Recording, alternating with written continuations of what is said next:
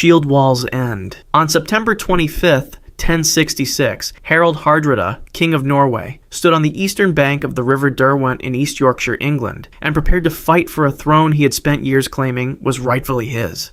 Harold Sigurdsson had lived a warrior's life long before he ever set his sights on England. As a young man, he had served in the Byzantine Varangian Guard, the elite Norse mercenary force that protected the Eastern Roman emperors. He had fought across the Mediterranean, campaigning in Sicily, Bulgaria, and along the Anatolian coast. He had accumulated wealth, military experience, and a reputation that stretched from Constantinople back to Scandinavia. By the time he returned to the north and eventually seized the Norwegian throne, he was already one of the most battle-hardened commanders in the known world. His nickname, Hardrada, meaning hard ruler, was not given lightly. He had ruled Norway with force and authority for more than 2 decades before the events of 1066 placed him on English soil. His claim to the English throne was complex. He argued it derived from an earlier agreement between the kings of Norway and Denmark, and from his position as the successor to that lineage. When the English king Edward the Confessor died at the beginning of 1066, Harold saw his opportunity. He was not alone in seeing it. Harold Godwinson had already taken the English crown. William of Normandy was preparing to cross the Channel with his own claim. Harold Hardrada moved first. He assembled a large fleet and sailed for England with his ally Tostig Godwinson, the estranged brother of the English king. They landed in the north, moved up the Humber estuary, and defeated a combined English force at the Battle of Gate Fulford on September 20th, 1066. York, the great northern city, submitted. The campaign appeared to be unfolding well. Harold's forces were large, experienced, and victorious. He had every reason to believe the momentum was his. In the days following Gate Fulford, the Norse army moved with a degree of confidence that came naturally after a decisive victory. A portion of the force was left with the fleet at Rickle, several miles south of York. Much of the army's heavier armor and equipment stayed there as well. On the morning of September 25th, Harold moved the bulk of his force to Stamford Bridge, a crossing point on the River Derwent east of York, where he expected to collect hostages from the surrounding region as a show of submission from the English north. It was administrative work following a military success. The temperature was reportedly warm for late September. The men had not been expecting a fight that day. What they did not know was that Harold Godwinson had marched his army north from London at a speed that was, by any contemporary measure, extraordinary. The English king had received word of the Norse landing and had driven his forces north with urgency. He reached York and then pushed on toward Stamford Bridge without pause. The approach of the English army was not detected by Norse scouts in time to mount a coordinated response. The English force arrived at Stamford Bridge and found the Norse army divided by the river. Part of the Norwegian force was still on the western bank. The eastern bank held the larger contingent where Harold Hardrada commanded. A famous account in the saga tradition preserved in Snorri Sturluson's Heimskringla describes a single Norse warrior holding the bridge itself against the English advance long enough for the eastern force to form up, eventually cut down only when an English soldier came beneath the bridge by boat and struck him from below. Whether this account reflects a literal event or a later embellishment, what is confirmed is that the English army crossed and engaged. Harold Hardrada's forces formed a shield wall on the eastern bank. They were experienced soldiers, even caught without their full armor, even surprised. They were not easily broken. Harold himself fought at the front of his force, as was the expectation of a Norse king in battle. He was tall, he was visible, he was a target. Sometime during the early fighting at Stamford Bridge, Harold Hardrada was struck by an arrow. The Anglo-Saxon Chronicle and the Heimskringla both record the cause of death. The arrow struck him in the throat. The sequence in which this happened, beat by beat, is described across multiple sources. The Norse shield wall was engaged. The fighting was close and brutal. Harold was in the front line, fighting, commanding, visible among his own men. An arrow came from the English lines. It struck his throat. He fell. He did not survive the wound. An arrow to the throat in the conditions of an 11th century battle, with no surgical intervention available on the field, was not survivable. The wound was confirmed in both the primary chronicle record and the later saga tradition as the cause of death. The Norse forces at Stamford Bridge did not immediately collapse after his fall. According to the sources, Harold Godwinson reportedly offered the Norwegian forces the chance to withdraw. The offer was not taken. The battle continued. Tostig Godwinson was killed in the same engagement. The Norse force eventually broke. Reinforcements arrived from the fleet at Rickal under the command of Eystein Ori, but they arrived too late and too exhausted from the march to turn the tide. The relief force was destroyed. The Norwegian army that had arrived in England with such force, that had won at Gate Fulford only 5 days earlier, was effectively eliminated at Stamford Bridge. Of the large fleet that had carried the invasion force to England, the sources record that only a fraction of the ships were needed to carry the survivors home. Harold Hardrada was pronounced dead on the field at Stamford Bridge on September 25, 1066. The cause of death was an arrow wound to the throat. He was approximately 50 years old. His death marked the end of the serious Viking claim to the English throne, and, in the view of many historians, the effective close of the Viking Age as a period of Norse military expansion into the British Isles. Pit of Serpents. Ragnar Lothbrok, chieftain, raider, and one of the most recorded figures in the Norse saga tradition, met his end in a pit of venomous snakes, in the custody of a Northumbrian king who had captured him following a failed raid on English soil. Ragnar's origins are debated by historians. The sources that describe him, primarily the Ragnar's Saga Lodbrokar and the Krakumal, present a man who raided across Francia and England, who fought his way into legend, and who fathered sons who would become some of the most feared warriors of the 9th century. His name appears in Frankish annals in connection with raids on Paris. His sons are recorded in both Norse and Anglo-Saxon sources as leaders of the Great Heathen Army. Whether Ragnar Lothbrok was a single historical individual, a composite of several Viking leaders, or a legendary figure built on a historical core is a question scholars continue to debate. What the sources consistently record is the manner of his death, and it is recorded across multiple texts, with enough agreement to establish it as the fixed endpoint of his story in the tradition. Ragnar was not a man who stopped raiding as his fame grew. The accounts of his life describe a pattern of continued expansion, of pushing into territories and against enemies who had every reason to resist him. His raid on Northumbria, which appears in the saga tradition as the final campaign of his life, was not the act of a cautious man hedging his risks. He went with a small force. The sources differ on exactly why, whether from overconfidence, from a desire to prove something, or simply from the circumstances of the campaign. But the outcome is consistent across the records. The raid failed. Ragnar was captured. King Ella of Northumbria held him. The execution that followed was not a quick or merciful one. The saga tradition records that Ella had Ragnar thrown into a pit filled with venomous snakes. This method of execution, while not corroborated by contemporary Frankish or Anglo-Saxon chronicle sources, is attested across multiple Norse texts and is the consistent account of the tradition.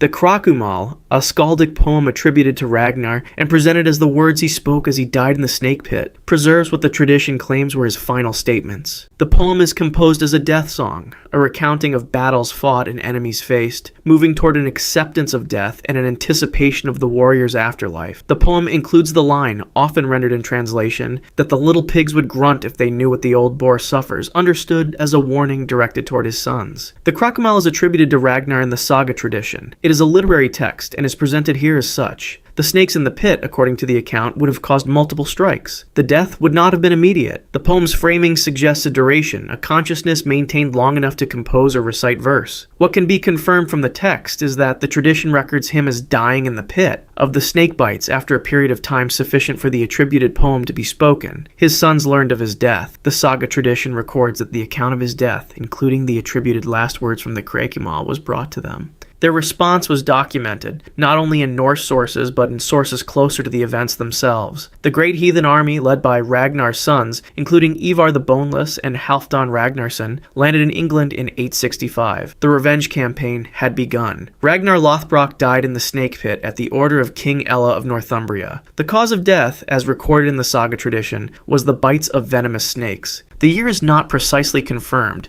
but is placed by most scholars in the mid-9th century. His sons would return to England, and Ella would not survive their arrival.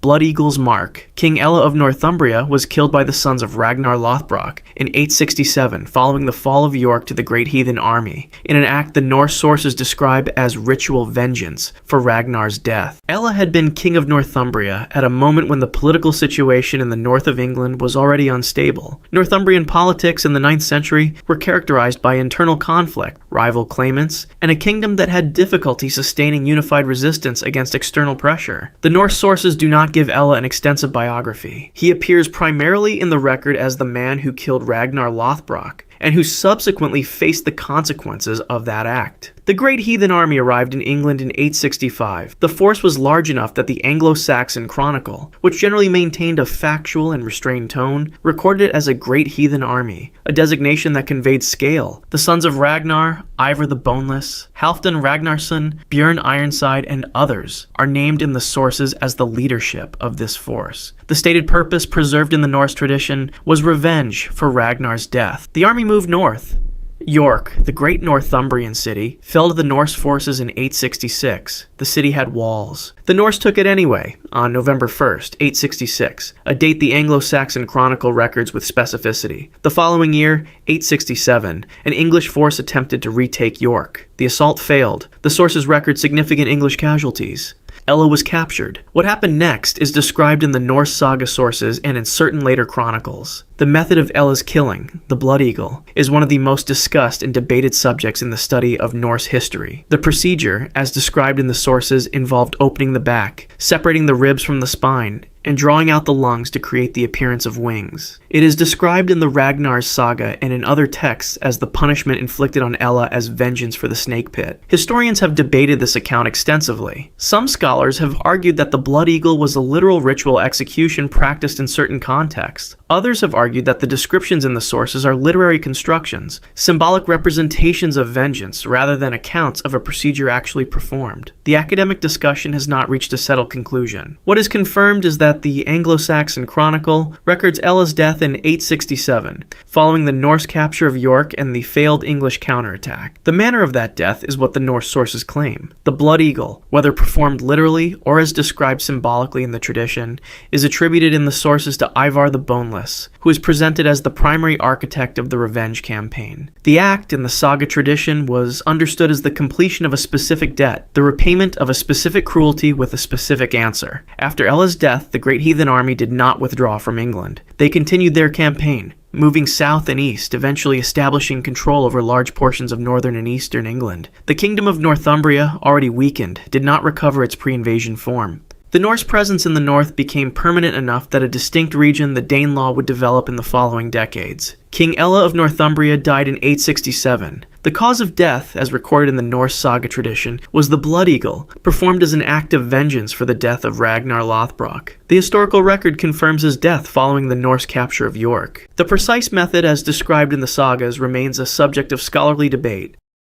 Axe at Clontarf. Brian Boru, High King of Ireland, was killed at the Battle of Clontarf on April 23, 1014, in his tent. After the Norse-Leinster alliance, his forces had spent the day defeating had already been broken in the field. Brian Boru had spent decades working to consolidate power in Ireland. He had risen from a regional kingship in Munster to the high kingship of the entire island, a position he held through a combination of military success, political negotiation, and the systematic elimination or submission of rival powers. He was not a young man by 1014. Contemporary and near-contemporary sources place him in his early 70s, at the time of Clontarf. He had fought his way to the top of Irish political life and had maintained that position long enough to reshape the structure of Irish kingship. The coalition that assembled against him at Clontarf was substantial. Sigurd the Stout, Earl of Orkney, had brought Norse forces from Scotland. Broder of Man, a Norse warlord operating out of the Isle of Man, brought additional fighters. The King of Leinster provided an Irish contingent that opposed Brian's dominance. The alliance was assembled over the preceding months, and both sides had time to prepare for what they understood would be a significant engagement. The battle took place on Good Friday, April 23, 1014, on the ground north of Dublin near the estuary of the River Tolka. Brian Boru did not personally fight. This is confirmed across the sources, including the Cogad's Gaedal Regalave, the most detailed contemporary Irish account of the battle. His age, and according to some sources, a religious observance of the holy day, meant he remained at the rear of his army. He was in his tent. He was attended by a small number of men. The fighting took place without him in the field. The battle went against the Norse-Leinster alliance. Sigurd the Stout was killed during the fighting. The Norse forces, finding their position deteriorating, began to break toward their ships. The retreat became a rout in places. The Irish forces pursued. By the standards of the engagement, the victory for Brian's army was clear. Broder of Man had survived the initial fighting. As his forces collapsed and the retreat toward the coast began, Broder did not go directly to the ships. He moved through the ground between the battle and Brian's position. The Kogad Gaedal Regalave and later accounts, including in Njal's saga, record that Broder penetrated to Brian's tent. The king was there with minimal protection. What happened in the tent is recorded in the sources as a direct killing. Brian Boru was killed by Broder. Brian's attendants and nearby men responded. Broder was captured. The sources record that he was killed by Brian's men shortly after the killing, though the manner of his death is described differently across the various accounts. His capture and death following Brian's killing are confirmed across the tradition. The Battle of Clontarf was over. Brian's son Mershad had also been killed during the fighting, as had a significant number of the Irish nobility. The victory was real, but costly in a way that made the aftermath complicated. Brian Boru had broken the Norse-Leinster coalition. He did not live to consolidate what that victory meant. Brian Boru was pronounced dead at the Battle of Clontarf on April 23, 1014. He was killed in his tent by Broder of Man. Broder was captured by Brian's men and killed shortly after. Orkney's last Earl. Sigurd the Stout, Earl of Orkney, died at the Battle of Clontarf on April 23, 1014, carrying his own raven banner after every man assigned to bear it had already fallen. Sigurd Lodvison had ruled the Orkney earldom at the height of its power. The Orkneyinga saga and other sources describe him as one of the most significant Norse lords of his era, a man whose control extended across the Northern Isles and into parts of northern Scotland. He had fought against the Irish and Scottish powers along the coasts he controlled, had raided, taxed, and administered an earldom that operated as a genuine political entity with its own interests and relationships, separate from the Norwegian crown. He was experienced in warfare and understood the stakes of military alliances. His decision to join the coalition against Brian Boru at Clontarf was not made lightly. The sources indicate he was reluctant until a specific inducement was offered. The Njal saga records that Gormley, the estranged former wife of Brian Boru, approached Sigurd and offered him Ireland and her hand in marriage if he would come and fight against Brian. The account of this negotiation is preserved in the saga tradition. Sigurd agreed, assembled his forces from Orkney and the surrounding territories, and sailed for Ireland. The Raven Banner was Sigurd's battle standard. The Orkneyinga saga and Njal saga both describe it as a banner of significant power in the Norse tradition, woven by his mother, said to bring victory to the army it led and death to the man who bore it. Whether this attributed property was believed before Clontarf or became part of the banner's legend in retrospect is not possible to determine from the sources. What the sources record is what happened to it during the battle. On the morning of April 23, 1014, Sigurd's force took the field as part of the Norse-Leinster coalition. The battle was large. Both sides committed significant forces. The fighting along the banks of the Tolka was intense and extended across much of the day. At some point during the engagement, the man carrying Sigurd's raven banner was killed. A second man took it up. He was killed. According to the sources, this pattern continued, with successive bearers falling until no one was willing to take the standard. Sigurd took the banner himself. The saga account records this as his decision, made when he could not find a man willing to carry it. He placed it under his cloak or attached it to himself so that it could not be dropped even if he fell. He was killed in the fighting at Clontarf. The sources confirm his death at the battle. The exact weapon or individual who struck him is not recorded in the sources with enough specificity to state here. What is confirmed is that he died in the field on April 23, 1014, during the Battle of Clontarf. His death, coming alongside the deaths of other Norse commanders, contributed to the collapse of the Norse-Leinster coalition's ability to continue fighting. The forces began to retreat toward the ships. For Sigurd the Stout, there was no retreat. Sigurd the Stout, Earl of Orkney, died at the Battle of Clontarf on April 23, 1014. He was killed in the field during the fighting. The banner he had taken up himself was with him when he fell. Longship, last voyage. Olaf Tryggvason, king of Norway, disappeared at the Battle of Svolder in the year 1000, when his flagship was overrun by a coalition fleet and he jumped into the sea and was never seen again. Olaf Tryggvason had come to the Norwegian throne through one of the more dramatic sequences of events in the Norse saga record. He had spent years in exile, had fought and raided across the British Isles and along the European coasts, had converted to Christianity in England, and had returned to Norway to seize the kingdom by force in 995. Once in power, he pursued the Christianization of Norway and the surrounding Norse territories with a forcefulness that made him enemies both among those who resisted the new faith and among the political powers who saw his growing influence as a threat. By the year 1000, he had accumulated enough enemies to constitute a formidable coalition. Sweyn Forkbeard, king of Denmark, had clear reasons to oppose Olaf's power in the region. Olaf of Sweden aligned with him. Eirik Jarl of Lod, whose family had previously held power in Norway before Olaf Tryggvason's arrival, had every interest in removing the man who had displaced his father. These three parties coordinated their forces and positioned themselves in the waters of what the sources describe as Svolder, a location that historians continue to debate, with candidates ranging from the western Baltic to the waters off Rügen. Olaf Tryggvason was sailing with his fleet from the east when the ambush was set. The sources in the Heimskringla and elsewhere describe the coalition ships lying in wait, watching Olaf's fleet pass, and then moving to close off his escape. By the time Olaf understood what was facing him, his position was compromised. He had a fleet. It was not large enough for what he was now confronting. His flagship was called the Long Serpent. The Heimskringla describes it at length. It was, by the account of the sources, one of the largest ships of its era, a vessel constructed specifically to project power and signal the wealth and ambition of the Norwegian king.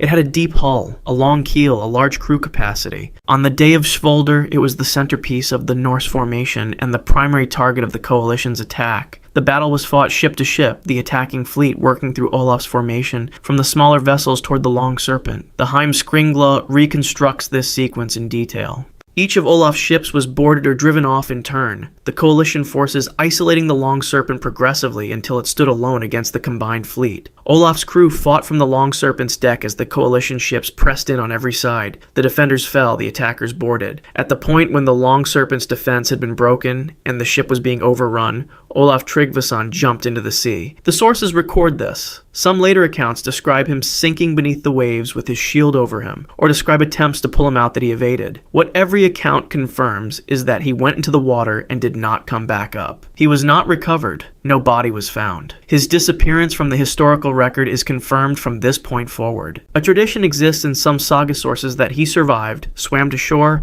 eventually made his way to a monastery and lived out his life as a monk. The mainstream historical treatment considers him to have died at Svolder. No contemporary source records his survival. The coalition absorbed his kingdom. Sweyn Forkbeard and his allies divided the Norwegian territories among themselves. The Long Serpent, that centerpiece of his power, was gone. Olaf Tryggvason is presumed to have died at the Battle of Svolder in the year 1000. The cause of death is presumed to be drowning. No body was recovered. He was never seen again.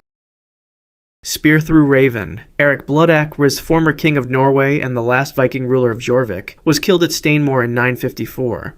Ambushed while moving through the north of England alongside his son and his brother. Eric Haraldsson had the kind of name that required explanation. The appellation Bloodaxe, which appears in the saga tradition, is associated in the sources with his willingness to eliminate rivals, including his own brothers, in the process of attempting to secure the Norwegian throne. He was the son of Harald Fairhair, the king credited in the Norse tradition with first unifying Norway, and had been designated as his heir. His rule in Norway was brief and contentious. He was expelled by his brother Håkon, who had spent time at the English court and returned with enough support to displace him.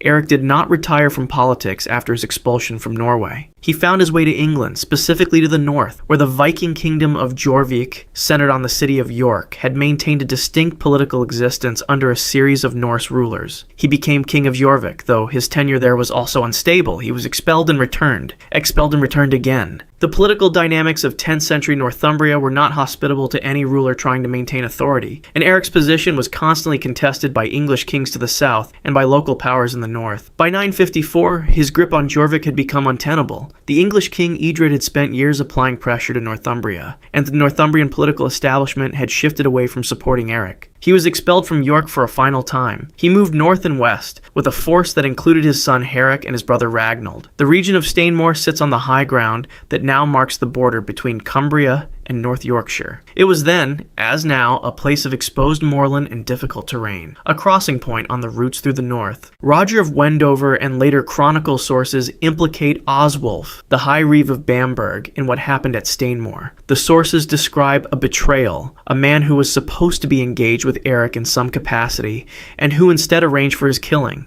The precise sequence of the ambush is not recorded in the sources with enough detail to reconstruct beat by beat. What is confirmed is that Eric was attacked at Stainmore in 954. His son Harekk was killed in the same engagement. His brother Ragnald was killed in the same engagement. The sources are consistent that all three died there. Eric Bloodaxe's death at Stainmore ended more than simply one man's political ambitions. It ended Viking Jorvik. The kingdom that had existed under Norse rule in various forms since the late 9th century was absorbed into the English kingdom. Edred, the English king who had worked toward this outcome, consolidated control over Northumbria.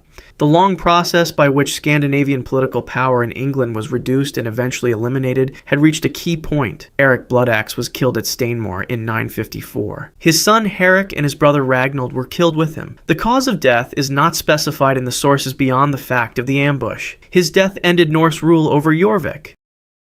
Exile's final shore. Eric the Red, the founder of the Norse colonies in Greenland, died in Greenland around the year 1003 from an epidemic illness that arrived with his son's fleet returning from Vinland. Eric Thorvaldsson had spent his adult life being expelled from places and founding new ones in response. He was exiled from Norway following a killing. He settled in Iceland. He was exiled from Iceland for 3 years following further killings, the result of ongoing disputes with neighboring families that escalated past the point where Icelandic law could contain him. He used those 3 years of exile to sail west, to explore the large landmass that others had glimpsed but not settled, and to give it the name that the Grenlandinga saga suggests was partly a marketing choice, Greenland, a name meant to attract settlers. When his exile from Iceland ended, he returned and led a colonization fleet west. The Grenlandinga saga records the fleet's size and the founding of the Greenland settlements, at what became known as the Eastern Settlement and the Western Settlement. Eric established his own farm at Brattahlid in the Eastern Settlement. He was the founder, the patriarch, the organizing authority of a community that survived at the edge of the known world. He was not a young man by the time his son Leif Erikson began the voyages that would extend Norse exploration to the coast of North America. The Vinland sagas describe Eric as wanting to join the Vinland expedition. The Grenlandinga saga records that on the day he was to depart, he fell from his horse while riding to the ships. He took this as an ill omen. He turned back and did not make the voyage. The account of the horsefall is presented in the saga tradition as the reason he remained in Greenland. Whether this reflects the literal event or a later narrative explanation for why the colony's founder never reached Vinland is not possible to determine from the sources. Leif returned from Vinland. He brought people back with him. Among those who returned, or among the goods and contacts associated with the voyage, came a disease. The Grenlandinga saga states this explicitly. The illness came with those who returned, and it spread through the Greenland colony. Eric the Red fell ill. The colony he had founded, the community he had organized and led, was affected by the same sickness. The sources do not name the disease, do not describe its symptoms in medical terms that can be reproduced here, and do not give a precise timeline for its progression. What the Grenlandinga saga states is that Eric died of this illness. He died in Greenland, in the colony he had created, at approximately the year 1003.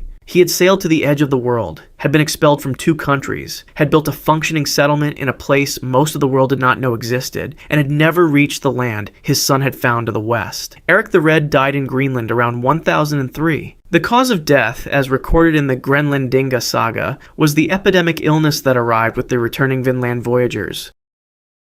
Betrayed in Burgundy, Gunnar of Lidarendi, the great warrior of Njál's saga, was killed in his own home in Iceland after refusing to go into exile as the law required, defending himself alone until he could not continue. Gunnar Hamundarson was, by the accounting of Njál's saga, one of the finest fighting men in Iceland. The saga describes his physical attributes in concrete terms: his height, his exceptional abilities with a bow, a spear, and a sword, and his capacity to fight effectively against odds that would have stopped most men. He was admired across the saga's account as a man whose martial qualities were matched by a personal decency that made him distinct from the simply violent men around him. He was a farmer at Lidarendi in the south of Iceland, a man with land and livestock and a place in the community, as well as a reputation that extended far beyond his home district. The sequence of events that led to his death began with the series of disputes that accumulated over years. Njál's saga is in large part an account of how legal and personal conflicts in Iceland's 10th and 11th century society escalated past the point where they could be resolved without violence. Gunnar was drawn into conflicts that were sometimes of his making and sometimes not, and the saga follows how each resolution created new grievances that required new resolutions. Eventually, the Althing, Iceland's legislative and judicial assembly, ruled against him. He was sentenced to outlawry and ordered to leave Iceland for 3 years. He prepared to go. His possessions were arranged. The departure was organized. He rode toward the coast with others who were accompanying him to his ship. Then his horse stumbled and Gunnar was thrown or lost his footing in some accounts, and as he righted himself, he looked back at Lidarendi. The saga records what he said at that moment, attributed directly in the text. The slope had never seemed so beautiful to him, the field so golden, and he said he would not leave. He turned back. His companions understood what this meant.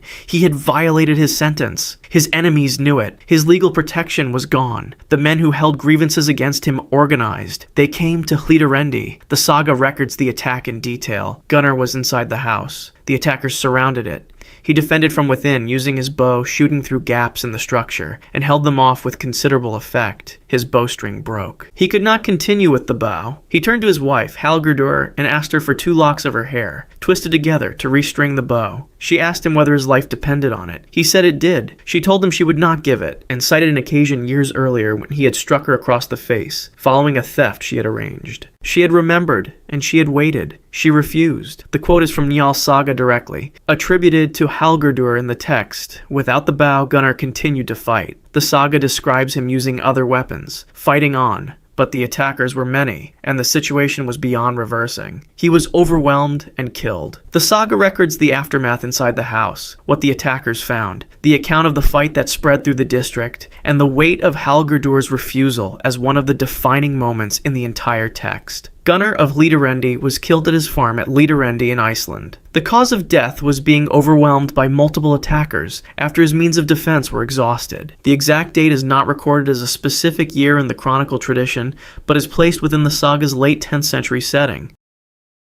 Burned in the hall. Njál Thorgeirsson, the great legal mind of Njál's saga, was burned alive in his home at Bergþórsval in Iceland alongside his wife and family by a coalition led by Flosi Thordarson in an act of revenge for a killing Njál's son had committed. Njál was not a warrior in the physical sense. He was something rarer in Iceland's saga society, a man whose power came from his understanding of the law. The saga describes him as someone who could see further than others into the consequences of actions, who advised friends and rivals alike on how to navigate disputes, and who had spent decades working to keep violence from spiraling into blood feuds that consumed entire families. He was the kind of man that a violent society produces as a counterweight to itself, and for much of Njál's saga, he functions as exactly that. The events that ended his life began with his son Skarphedinn. Njál's sons were fighters in the way their father was not, and Skarphedinn in particular was volatile and formidable. A dispute involving Flosi Thordarson, a powerful chieftain from the east of Iceland, escalated through the mechanisms the saga documents in careful detail, through failed legal settlements, through insults exchanged at the Althing, through a killing that Njál could neither prevent nor fully resolve. Flosi's kinsman was dead. The settlement offered had been refused or had gone wrong in a way that left Flosi feeling dishonored. He assembled a coalition. The coalition that came to Bergþórsval was large. The Njál saga records the names of those who participated. Flosi led them. They arrived at the farm at night. The saga describes the scene, the farm, the buildings, the layout of the property, the people inside. Njál was inside with his wife Bergþóra, his sons, and his young grandson Thordur.